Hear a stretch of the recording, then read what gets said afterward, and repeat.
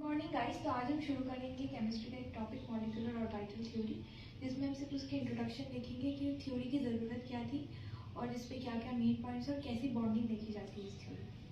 तो पहले इसको समझने के लिए हम दो ऑर्बिटल्स कंसिडर करेंगे हाइड्रोजन के।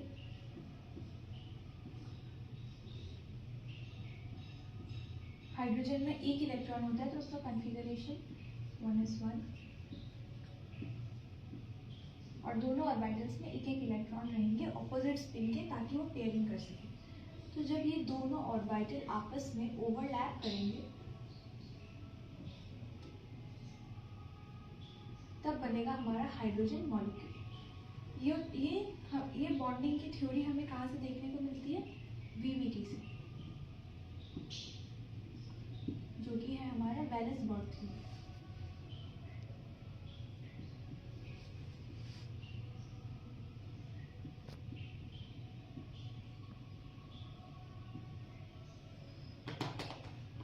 अब हम देखेंगे कि एमओटी बॉन्डिंग को कैसे एक्सप्लेन करती है। वापस हम सेम हाइड्रोजन मॉलिक्यूल को, हाइड्रोजन एटम को ही कंसीडर करेंगे।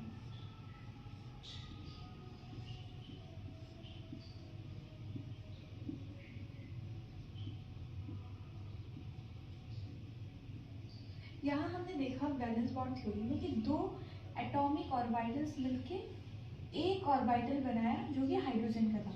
पर एमओटी कुछ और कहती है, ये कहती है कि जब दो एटॉमिक ऑर्बिटल्स कंबाइन करते हैं तभी भी दो ही ऑर्बिटल्स की जनरेशन होती है, तब हमारा हाइड्रोजन बनता है।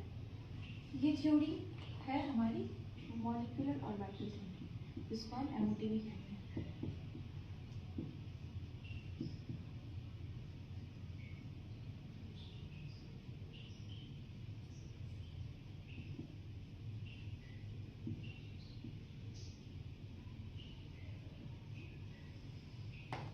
तो ये दोनों ऑर्बिटल्स जो बने हैं, इसका हमने नाम दिया है मॉलिक्यूलर ऑर्बिटल्स।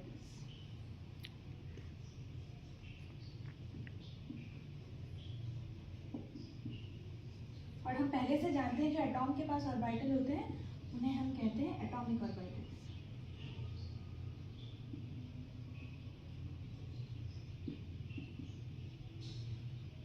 तो हम ये कह सकते हैं कि एमओटी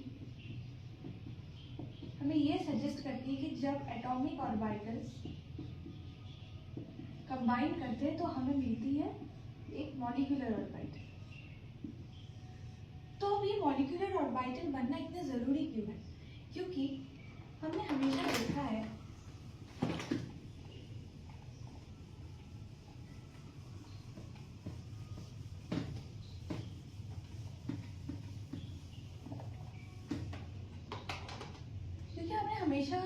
देखा है कि मॉलिक्यूल्स या फिर एटम्स की हम कोई भी प्रॉपर्टी डिफाइन करते हैं तो हम उस किससे डिफाइन करते हैं? इलेक्ट्रॉनिक कॉन्फ़िगरेशन से।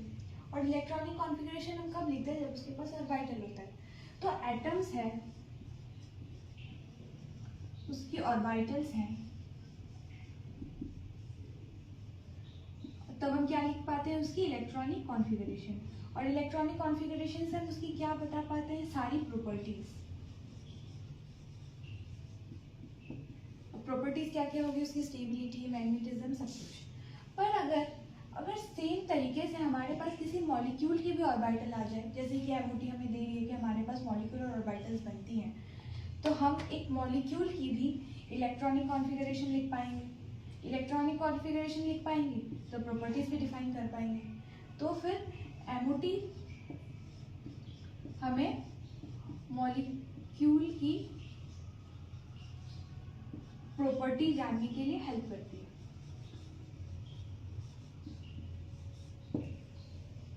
ओके, अब हम देखेंगे कि वीवीटी की थ्योरी होने के बावजूद हमें एमओटी की ज़रूरत एक इसके लिए पड़ी कि हमें मॉलिक्यूल्स की भी प्रॉपर्टीज जानने के लिए मिल रही, पर और भी इसकी ड्रॉबैक्स थी। जैसे कि जब हम O2 की मैग्नेटिज्म की स्टडी करते हैं तो अकॉर्डिंग टू बीवीटी ये पैरामैग्नेटिक है।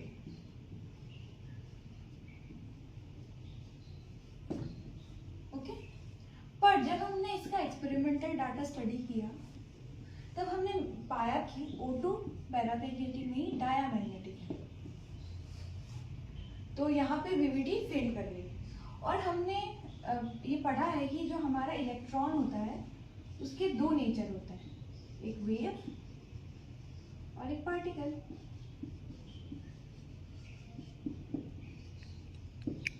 और जो एटम्स के अंदर इलेक्ट्रॉन्स वेव की तरह बिहेव करते हैं, ये हमें स्कॉर्डिंजर ने बताया था। और जो एमओटी थ्योरी है हमारी वो वेव नेचर से ही ली गई है, तो ऑब्वियसली ये ज़्यादा एप्रोप्रिएट थ्योरी है for explaining the properties of any molecules. तो इसीलिए हमें एमओटी की ज़रूरत पड़ी और ये ज़्यादा अच्छे रिजल्ट्स और ज़्यादा इन डेप्थ रिजल्ट्स देती है हमें किसी भी मॉलिक्यूल या एटम्स की प्रॉपर्टी के बारे में। तो हम ये कह सकते हैं कि एमओटी बॉन्डिंग से ज़्यादा उस बॉन्डिंग के बाद जो प्रॉपर्टीज होती है उसके लिए डील करती है। तो अब हम देखेंगे इसके पोस्टुलेट्स क्या हैं।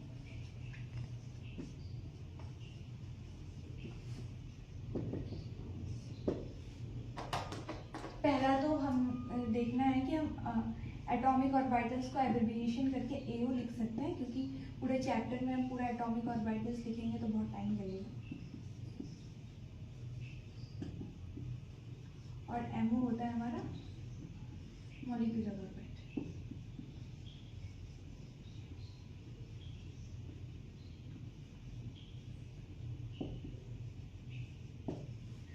दूसरा पॉइंट, जब number of atomic orbitals combined is equal to number of molecular orbitals.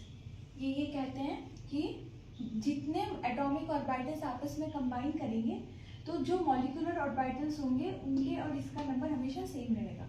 और atomic orbitals plus atomic orbital ये कंबाइन जिस प्रिंसिपल से होते हैं उस प्रिंसिपल का नाम है LCAO, जिसका फुल फॉर्म है linear combination of molecular orbitals. जब दो एटॉमिक ऑर्बिटल्स मिलते हैं तो वो LCAO प्रिंसिपल से मिलते हैं, जो स्टैंड करती है linear combination of molecular orbitals.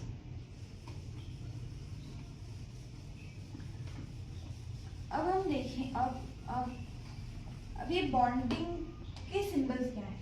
जब हम एटॉमिक ऑर्बिटल्स में बॉन्डिंग की बात करते हैं तो हम उसमें कॉन्फ़िगरेशन कैसे लिखते हैं, 1s 2s 2p etcetera. But atomic orbitals में हम इसको यूज़ नहीं कर सकते क्योंकि बहुत कंफ्यूजन होगी। तो यहाँ पे हम सिग्मा, पाई और डेल्टा की स्टडी करते हैं, पर हम डेल्टा उतना कवर नहीं करते, हमारा फोकस हमेशा सिग्मा और पाई में ही रहता है। Okay,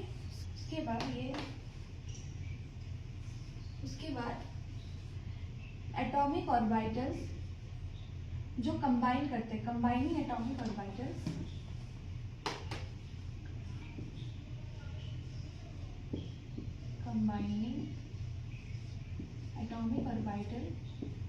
should be of same or nearly same energy and configuration। जो दो एटॉमिक ऑर्बिटल्स कंबाइन करेंगे वो हमेशा सेम एनर्जी और कॉन्फ़िगरेशन की होनी चाहिए। दो अलग एनर्जी या दो अलग कॉन्फ़िगरेशन के ऑर्बिटल कंबाइन नहीं कर सकते। अब मैंने सेम और नियरली सेम क्यों लिखा? नियरली सेम से मेरा मतलब था कि जब हम O2 और N2 का कॉम्बिनेशन करेंगे, मान लो, तो O2 में हमारा 1s ऑर्बिटल होगा, N2 में भी 1s ऑर्बिटल होगा। पर क्या ये दोनों 1s ऑर्बिटल्स O2 और N2 के बिल्कुल सेम एनर्जी के होंगे? ऑब्वियसली नहीं होंगे। दो अलग मॉलिक्यूल्स हैं, दो अलग ऑर्बिटल्स हैं, तो ऑब्वियसली दोनों अलग अलग एनर्जी के होंगे। पर दोनों 1s हैं, तो मतलब पूरी सेम एनर्जी हमें नहीं चाहिए, हमें हमेशा नियरली सेम एनर्जी देखनी चाहिए। और कॉन्फ़िगरेशन तो दोनों का सेम है, स्फेरिकल। अब मैंने पहले सबसे शुरुआत में बोला था कि दो मॉलिक्यूलर ऑर्बिटल्स की जनरेशन होती है अगर दो एटॉमिक ऑर्बिटल कंबाइन करते हैं। तो वो दो कैसे जनरेट होते हैं? तो मैंने बताया कि इलेक्ट्रॉन का वेव नेचर की स्टडी होती है एमओटी में। और जब कोई चीज वेव है तो उसमें हमेशा दो पॉसिबिलिटी होती है कि वो कंस्ट्रक्टिव इंटरफेरेंस शो करे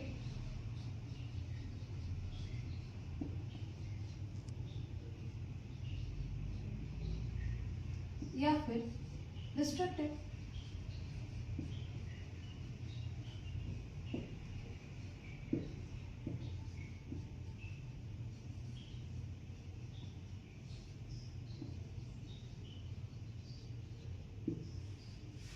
दो नेचर्स हो गए वेव के कि वो कंस्ट्रक्टिव भी शो कर सकता है और डिस्ट्रक्टिव भी शो कर सकता है। तब हम देखेंगे कि वो कैसे होता है।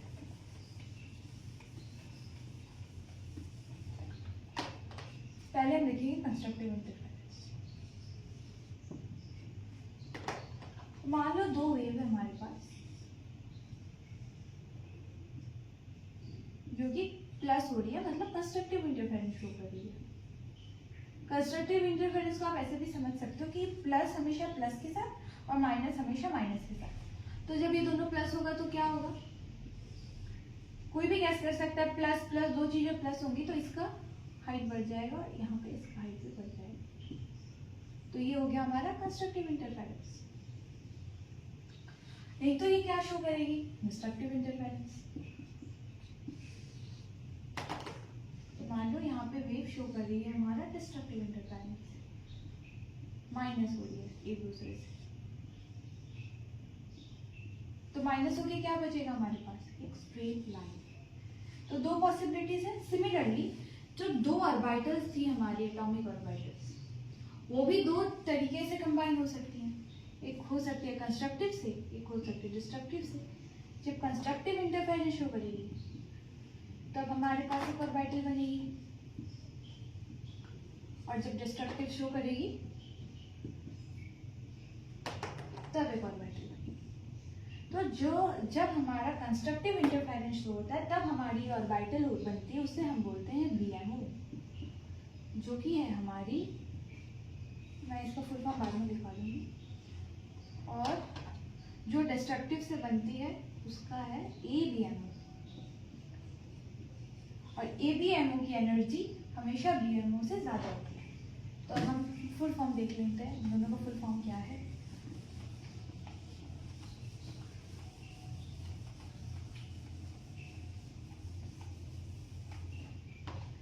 तो हमारा जो बीएमओ है वो स्टैंड करता है बॉन्डेड मॉलिक्यूलर ऑर्बिटल। और जो एबीएमओ है वो स्टैंड करता है एंटी बॉन्डिंग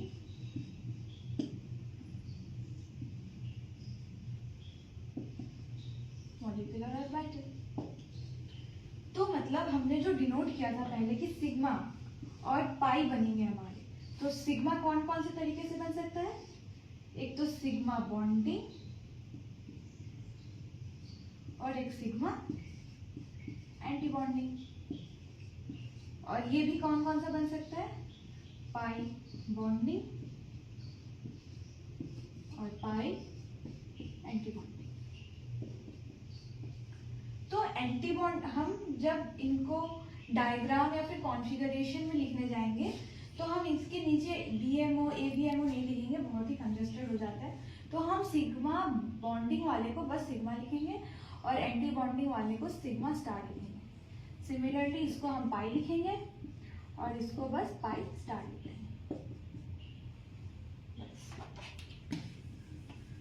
अब हम देखते हैं कि ये सिग्मा और पाई मॉलिक्यूलर ऑर्बिटल्स बनते कैसे हैं ओवरलैप से।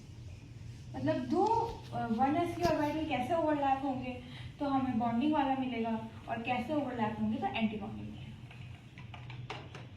तो पहले हम देखेंगे सिग्मा बॉन्डिंग।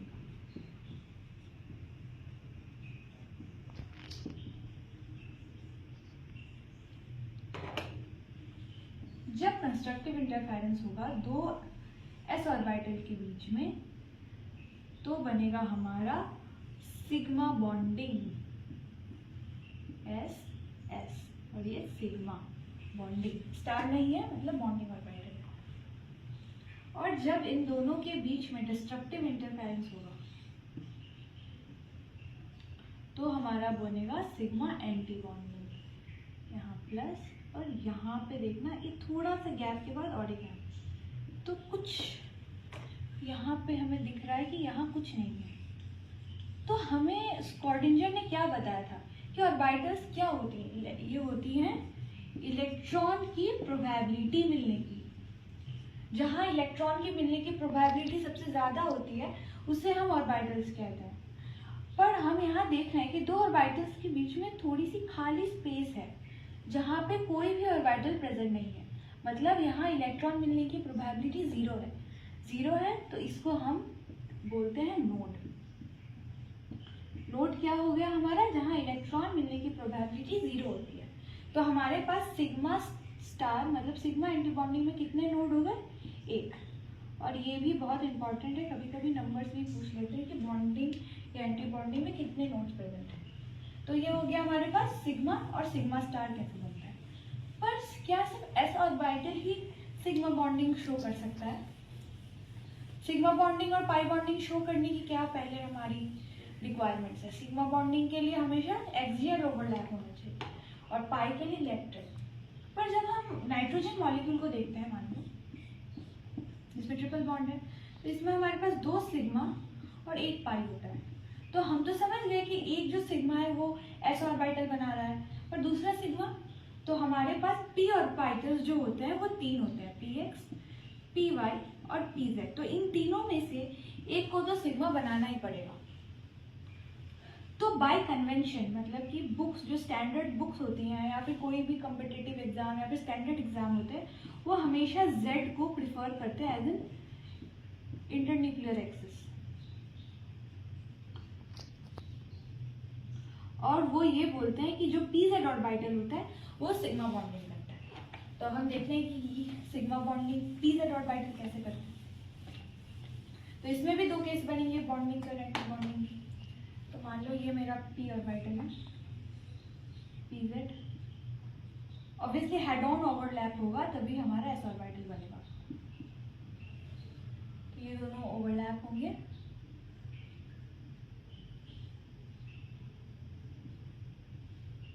फिर हमें यहाँ क्या देखने को मिल रहा है, 2 नोड्स। नोड हो गया हमारे पास 2, ये हमारा कंस्ट्रक्टिव था। अब हम देखेंगे इसका डिस्ट्रक्टिव वाला interference.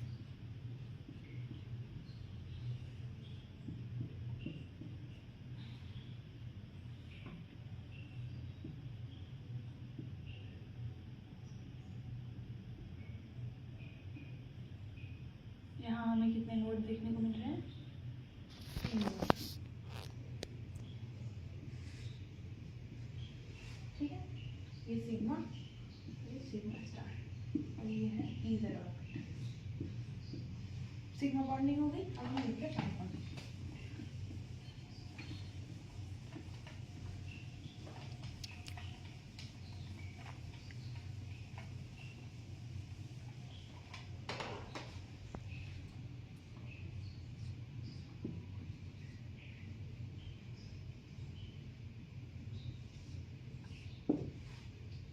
Pi bonding, pi bonding में हमारा पहले हम एक ऑर्बिटल लेते हैं, plus minus plus minus plus, तो ये कंबाइन होकर बनेगा ऐसा। और नोट्स के नंबर आपको याद ही करने पड़ेंगे, इसका कोई ट्रिक नहीं है। इसमें कितना नोड है, 1। और ये कौन सा ऑर्बिटल है हमारा, पी एक्स या फिर पी वाई, कोई भी हो सकता है। ये हमारा, ये हो गया हमारा पाई। अब बनेगा पाई एंटी बॉन्डिंग के लिए क्या होगा, डिस्ट्रक्टिव इंटरफेरेंस। का शेप कैसा होगा, पहले ऐसा बनाना है, फिर ऐसा, ऐसा, ऐसा, ऐसा, प्लस प्लस माइनस माइनस। इसमें कितने नोड है, 1 2 3 4 नोड हो गए 4। तो तो बस बॉन्डिंग हमारी इतनी ही थी, इतनी प्रकार की बॉन्डिंग होती है। और नोट्स के नंबर बहुत इंपॉर्टेंट है, वो डायरेक्टली पूछ लेते हैं कभी कि कितने नोट कौन से बॉन्डिंग में प्रेजेंट है, तो वो याद रहना चाहिए। तो हमने सब देख लिया कि बॉन्डिंग कैसे होती है, क्यों इम्पोर्टेंट है। अब हम देखेंगे कि इसमें इलेक्ट्रॉनिक कॉन्फ़िगरेशन कैसे होती है, how to write electronic configuration.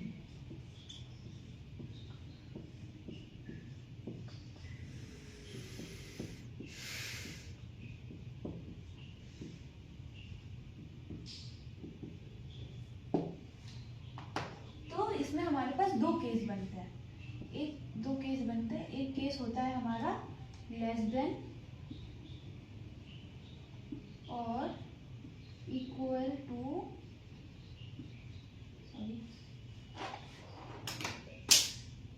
हमारा लेस देन और इक्वल टू 14 इलेक्ट्रॉन, और दूसरा होता है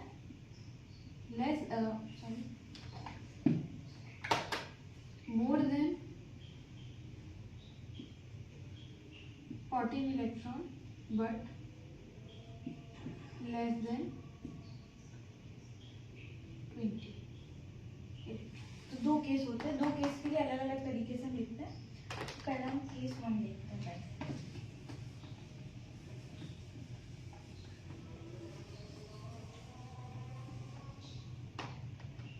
तो केस 1, तो उसके लिए भी हम ऐसे लिखते हैं sigma 1s anti bonding, sigma 2s anti bonding, फिर pi 2px is equal to pi 2py और सिग्मा 2pz। इसके बाद जो पहला केस है हमारा, जो कि है लेस देन और इक्वल टू 14 इलेक्ट्रॉन, उसमें हम ऐसे लिखते हैं sigma 1s, sigma star 1s, sigma 2s, sigma star 2s, pi 2px is equal to pi 2py, फिर सिग्मा 2pz, फिर pi 2px is equal to pi 2py anti bonding and sigma star 2pz। ये जो case है हमारा, ये है for less than और equal to 14 electron. एक एग्जांपल से मैं आपको इसको फिल करके दिखाती हूँ। मान लो हमारे पास हीलियम का 2 है, तो इसमें कितने इलेक्ट्रॉन हो गए हमारे? 4 इलेक्ट्रॉन। तो 4 इलेक्ट्रॉन कैसे फिल होंगे? 4 इलेक्ट्रॉन है 1 2 3 4 ऐसे। फिर और एक मान लो तुम्हारे पास है O2, जिसमें होगा 16 इलेक्ट्रॉन। 16 इलेक्ट्रॉन फिल करके दिखाते हैं। उसमें 16 इलेक्ट्रॉन इसमें फिल करके दिखाते, तो 1 2 3 4 5 6 7 8। जब हम इसमें फिल करेंगे तो हम ये वाला ऐसे फिल करेंगे, पहले एक इसमें एक इसमें एक इसमें एक इसमें 1 2 3 4 ऐसे नहीं। तो 1 2 3 4 5 6 7 8 9 10 11 12 फिर 13 14 15 16। तो मैंने क्या बोला था कि O2 हमें पैरामैग्नेटिक मिल रहा है।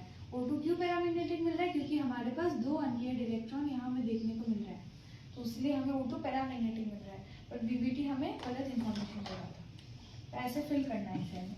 अब सेकंड केस देखते हैं क्या होता है उसमें डिफरेंस। और ये जो पूरा सीक्वेंस है, इसको भी आपको याद ही करना पड़ेगा, इसके बिना पूरी MOT से आपके एक भी क्वेश्चन नहीं हो पाएंगे, इसको याद करना पड़ेगा।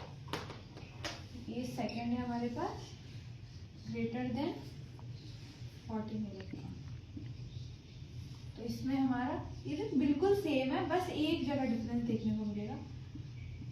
Sigma 1s, sigma star 1s, sigma 2s, sigma star 2s, बस यहाँ पे डिफरेंस है। यहाँ पे डिफरेंस देखिए, यहाँ पे पहले आ जाता है हमारा 2pz, फिर आता है pi 2px is equal to pi 2py, उसके बाद और सब सेम है, प्रीवियस केस की तरह बिल्कुल सेम है, बस हमें जो डिफरेंस देखने को मिलता है वो यहाँ पे देखने को मिलता है, ये इंटरचेंज हो जाते हैं एक दूसरे से।